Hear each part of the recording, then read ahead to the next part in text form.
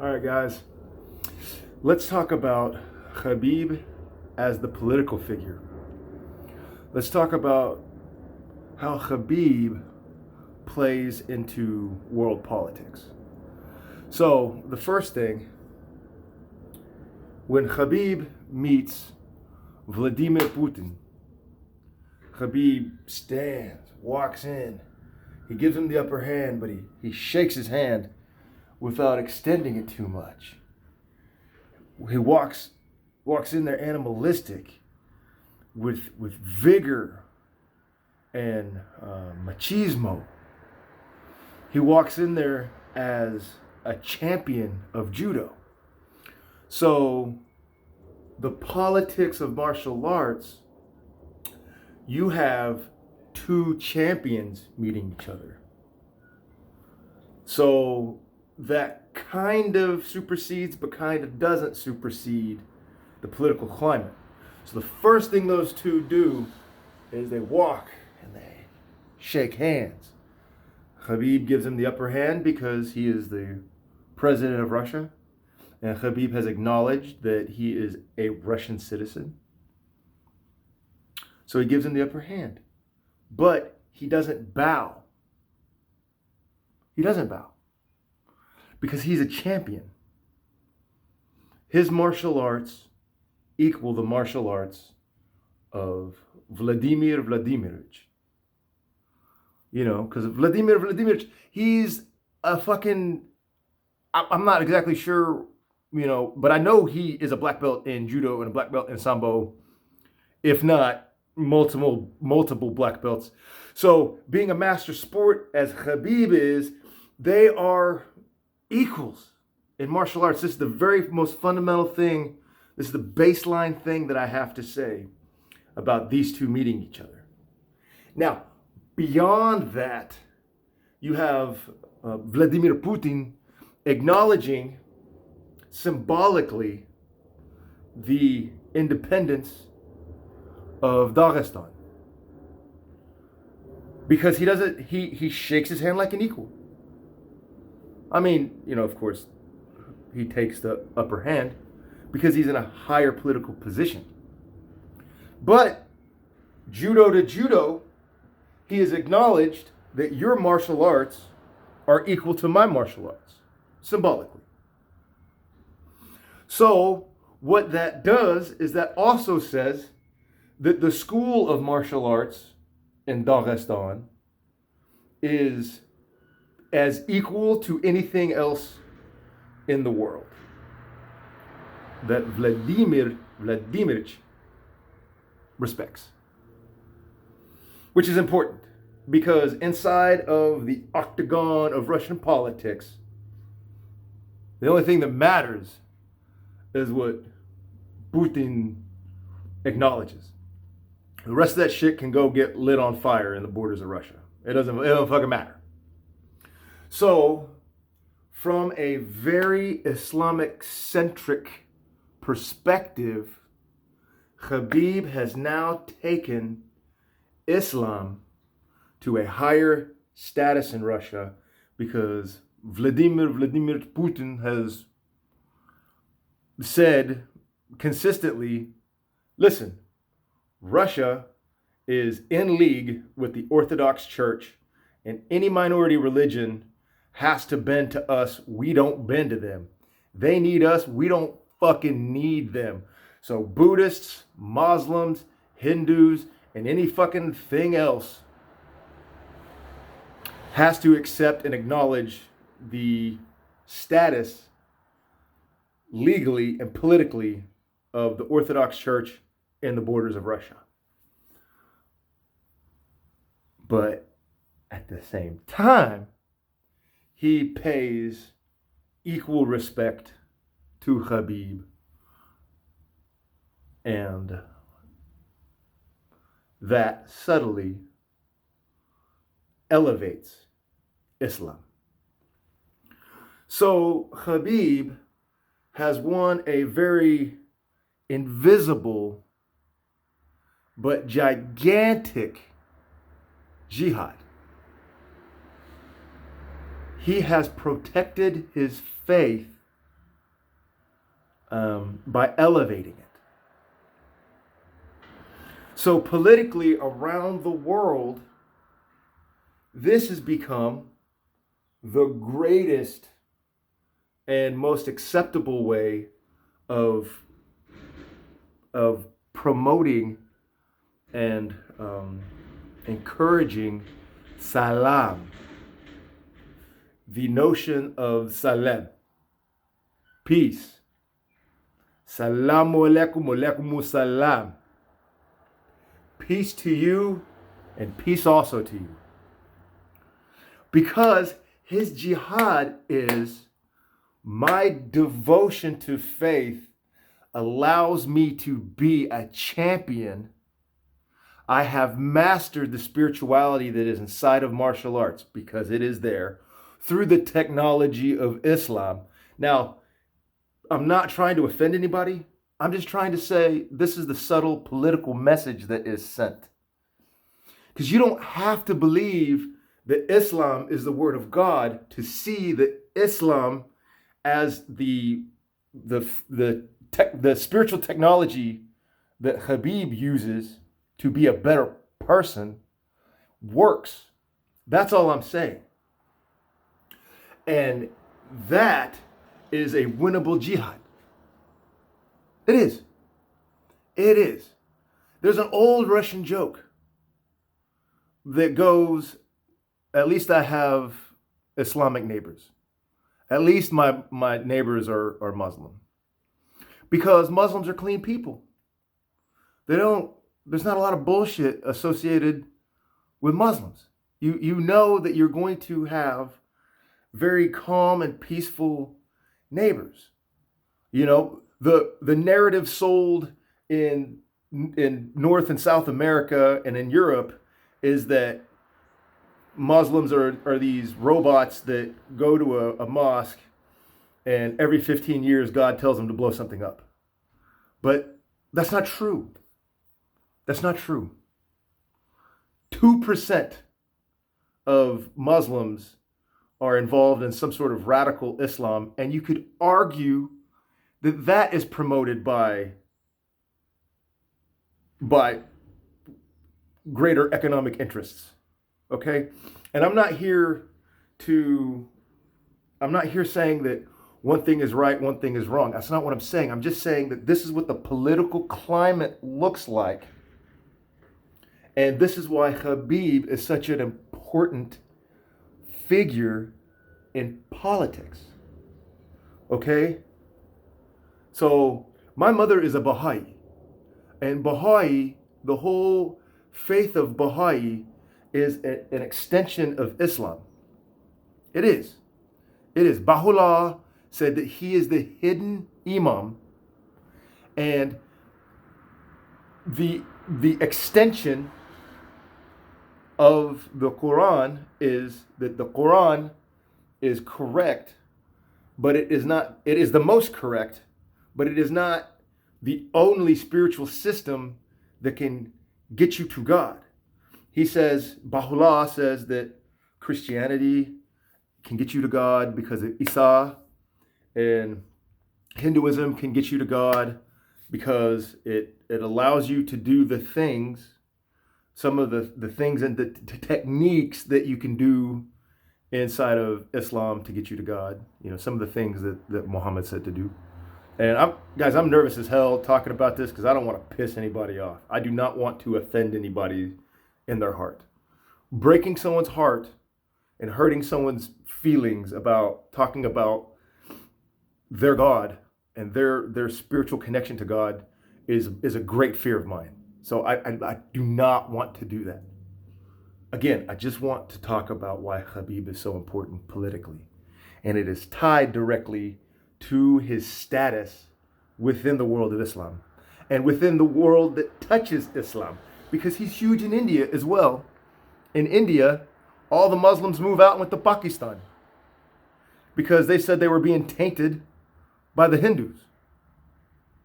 So he's gigantic in Pakistan. But the Hindus still view Muslims as their neighbors, as their brother. Well, there's some bitterness and some animosity Of course, because they're warring nations, traditionally. So, but Khabib transcends those borders, which makes him more important as a political figure. Okay. So, in the Baha'i community, Khabib is still looked at, which is a tiny community, but it's a community that doesn't fucking care about MMA or fighting. But it's a community that cares and accepts Khabib because he's such a devout person. So Khabib has now elevated Dagestan. He's now elevated Islam.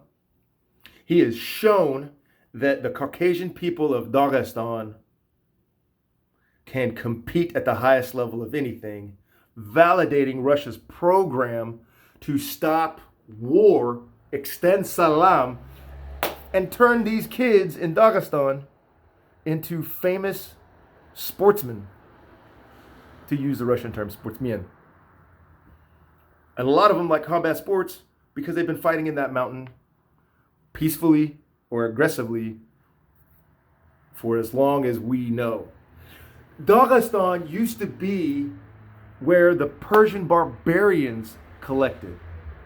They were the Persians, or the tribes that culturally had roots in the ancient Parsi and Zoroastrian, ancient Aryan confederations.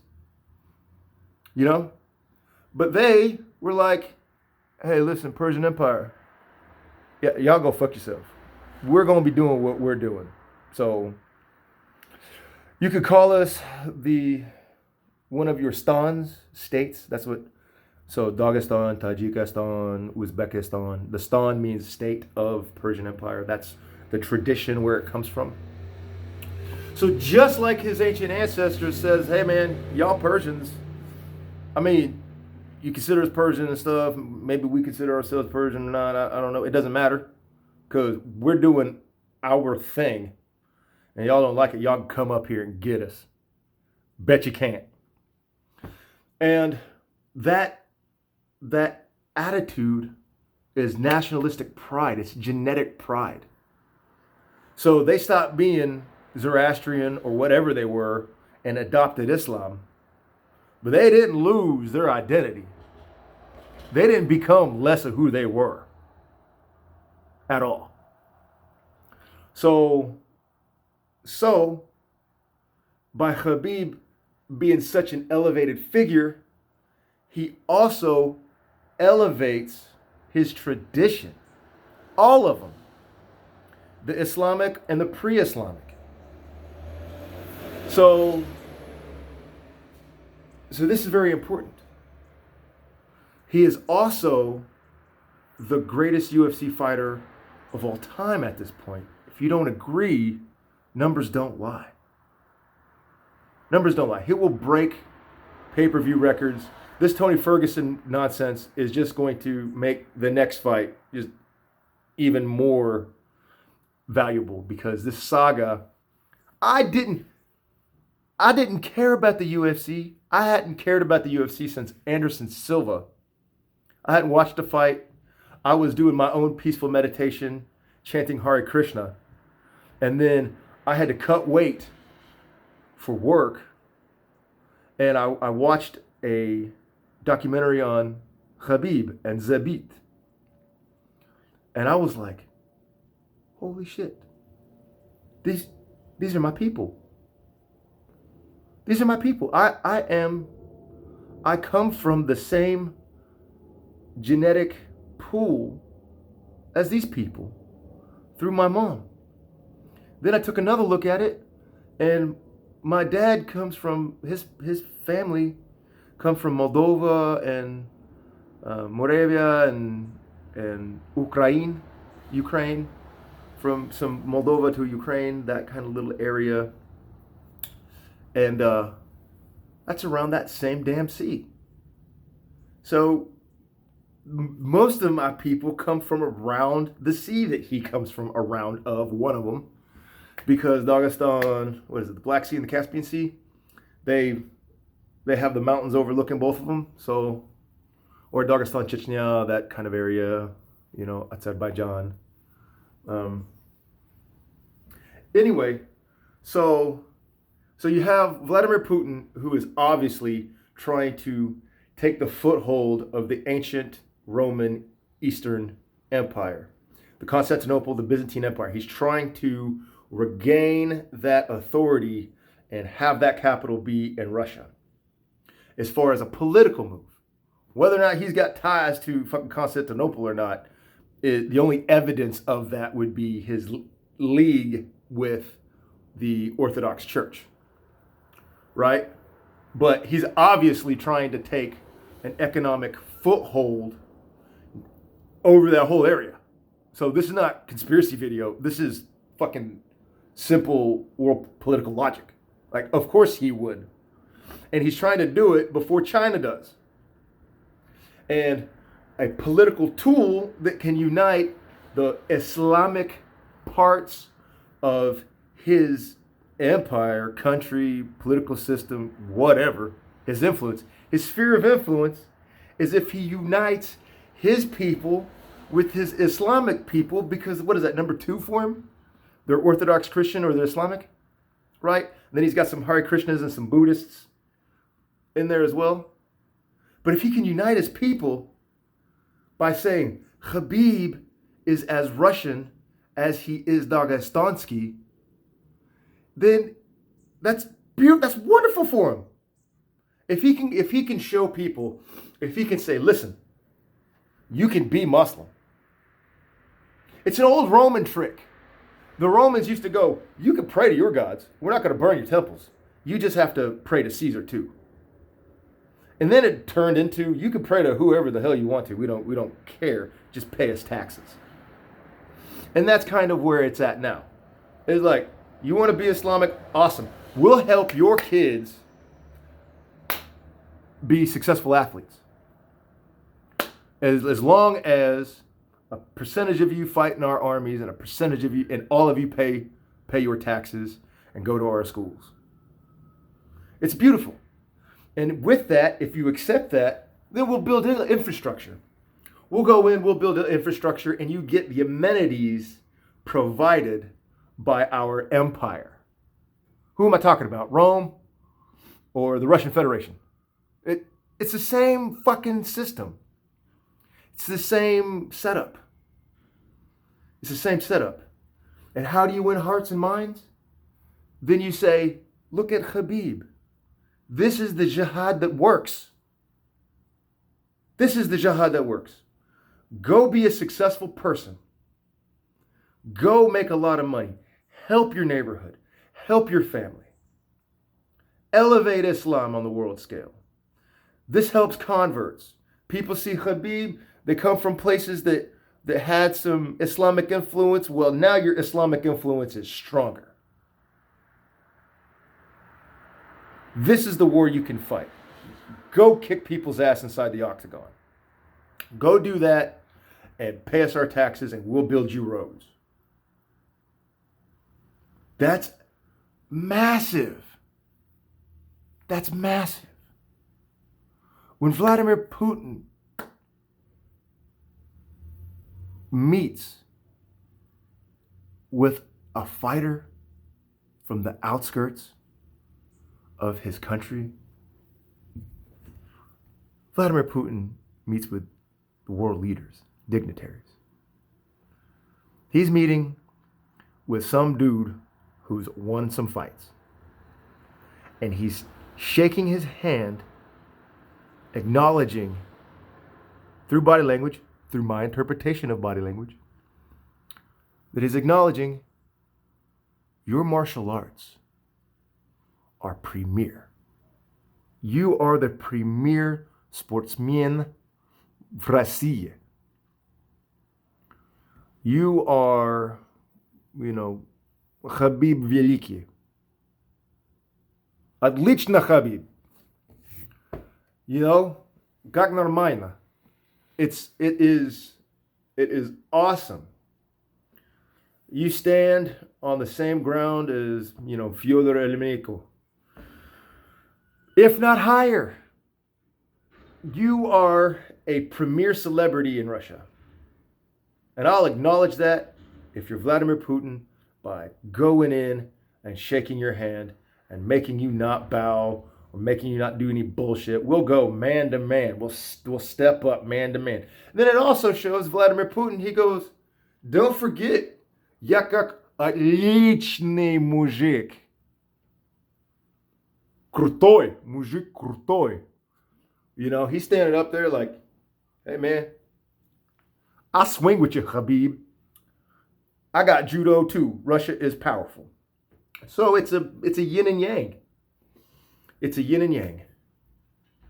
But he's also saying, I will shake hands with Islam.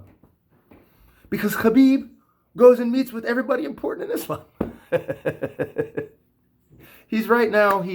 Because what, Mohammed Salah is the best soccer player in Islam, and he's all right. You know what? He's not winning anything. You know, I mean, he's winning. His team's winning. Liverpool's winning the Premier League, and they're winning the Champions League.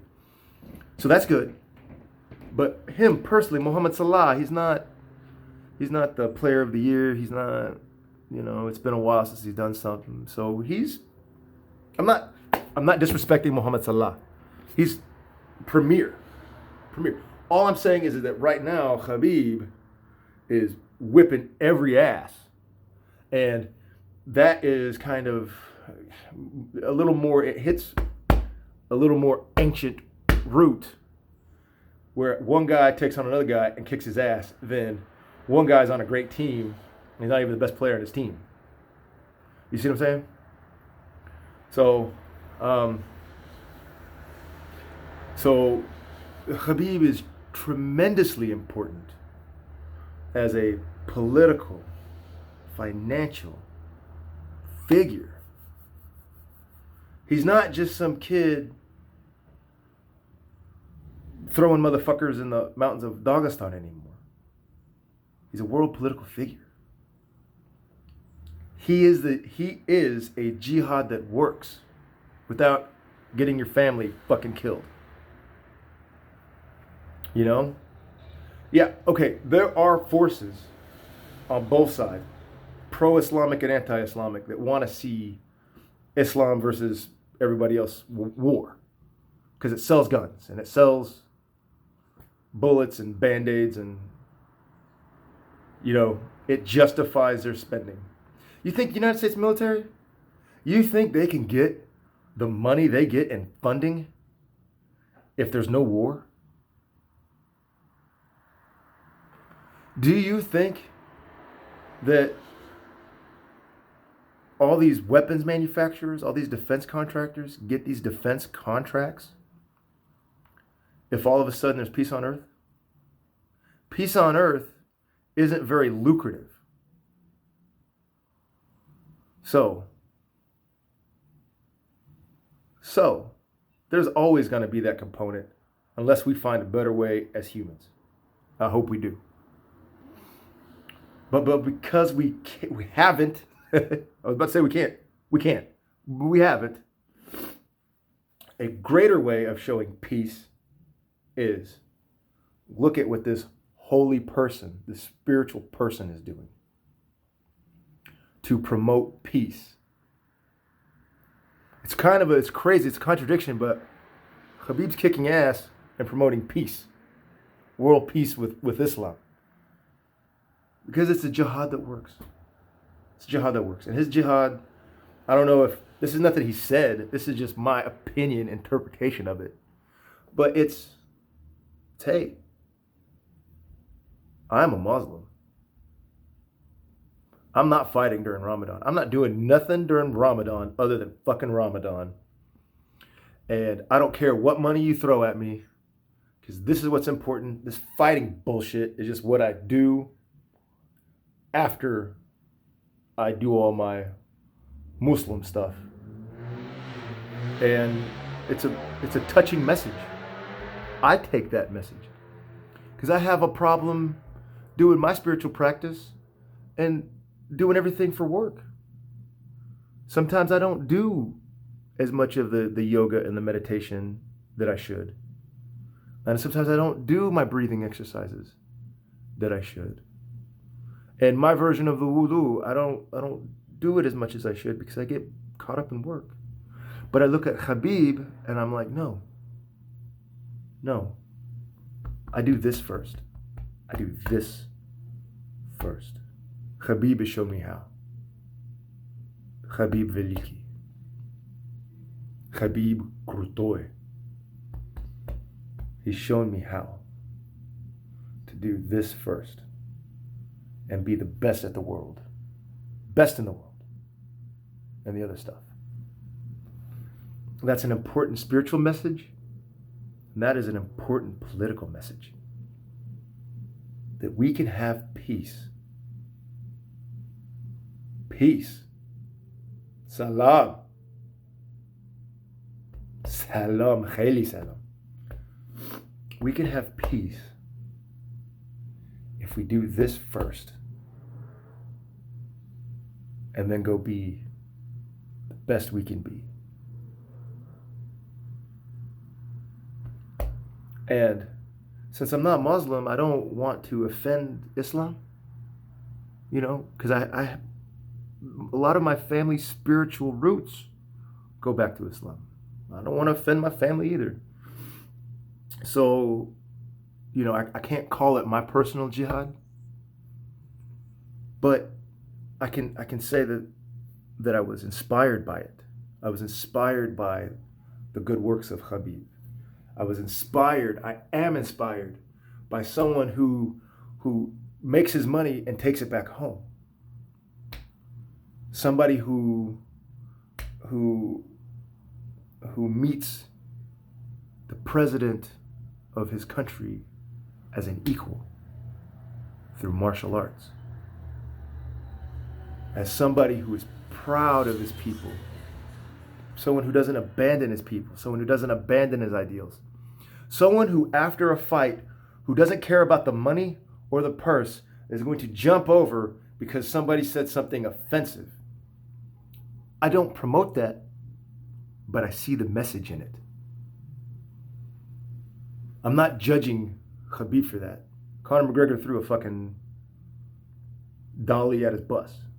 And he stood there and he said, this is not the time. Went in there, beat Conor's ass and said, I'll beat any of the rest of you who have something to say about me. We can argue all day about whether you think that's right or not. But I do see the message. I do see the beauty in being that committed to your people, to your faith. So I would hope that the rest of the world sees that in Khabib. Because it's Habibi Habib. Your friend Habib. Habibi Habib. Alaikum wassalam. That's what I take from it. Peace. Peace through my practice. His practice is martial arts. His spiritual practice is Islam. His message is there are things that are beyond money. The things that you are loyal to, you stay loyal to. And it's beautiful. It motivates me. It helps me. And I'm thankful for it. So all I have to say to all of you is Salamu Alaikum. Okay? Khabib Krutoy. And please, I do not want to offend anybody. Okay? If I've offended you, DM me and I will apologize directly. Because I do not want to offend Islam. I do not want to offend practitioners of it. I don't even want to offend the Russian people for things that I've said about their government. I don't. This is just the political landscape as I see it, as it involves Khabib in the world. Assalamu alaikum.